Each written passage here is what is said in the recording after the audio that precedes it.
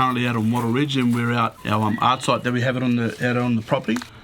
Here we got an echidna kukra in Banbai language. As of last year, we had a fire come on our property that started from the back area and sort of come up the way over the top.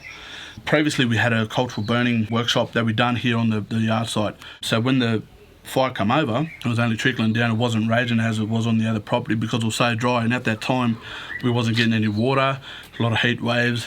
Most of these old gums just starting to split because there was just no water and moisture that was getting around. So obviously it's held up pretty well. A second fire come through, which was more hotter and more intense fire. So was a bit more worried about it then, but as you can see, nothing's damaged it, held up pretty well.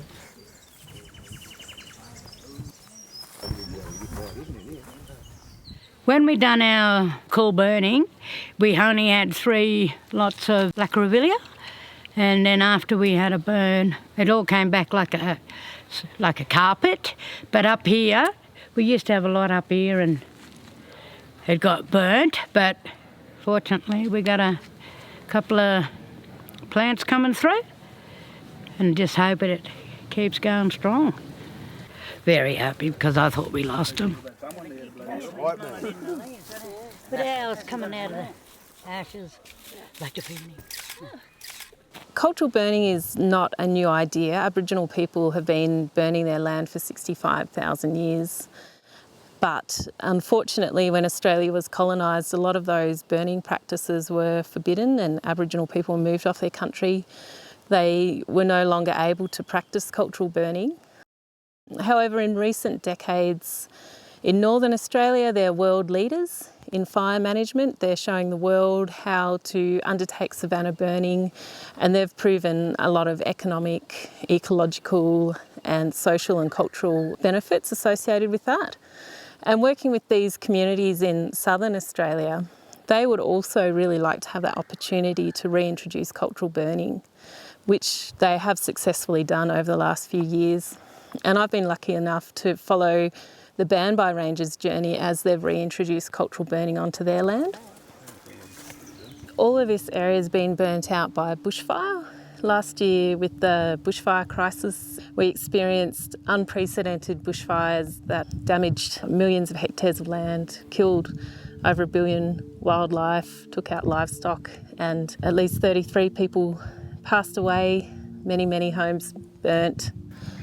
Today we're out in Warra National Park and Wattle Ridge Indigenous Protected Area, and we're looking at the study sites where I have been studying for my PhD over the last 6 years. There hasn't been a great deal published about cultural burning in the scientific literature. The early days it was archaeologists talking about what actually caused fires prior to colonisation. Was it Aboriginal people managing the land? Was it lightning?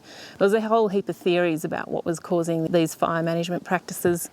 And then more recently we've had people like Bill Gamage and Bruce Pascoe who've talked about Aboriginal management of the land to create these fine-scale mosaics that the first Australian settlers and explorers experienced when they first came to Australia. It's really given an opportunity to have a lot more voices heard about what cultural burning is and what it could be. There are a lot of Indigenous voices now speaking up in the scientific literature, talking about cultural burning and the potential benefits that it could have for the land. So with the Banbai, we've co-authored papers, we've co-created a fire and seasons calendar that helps to share that Indigenous knowledge of fire management.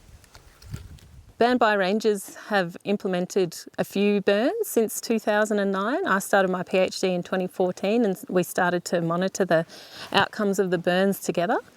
In 2019, when these wildfires came through, they came through really fast. They were very severe, intense fires. But because the Banbai mob had done that preparation around their rock art site, they managed to protect it through their cultural burning. I'm due to submit my thesis in about 6 months, and it's really important to me that this research into cultural burning and the recognition of Indigenous knowledge and cultural practices in caring for country continues to be shared with the broader community. I mean, Aboriginal people know They know where they come from. They know how important it is to look after the land. And I think together it would be fantastic to be able to share that with a broader audience.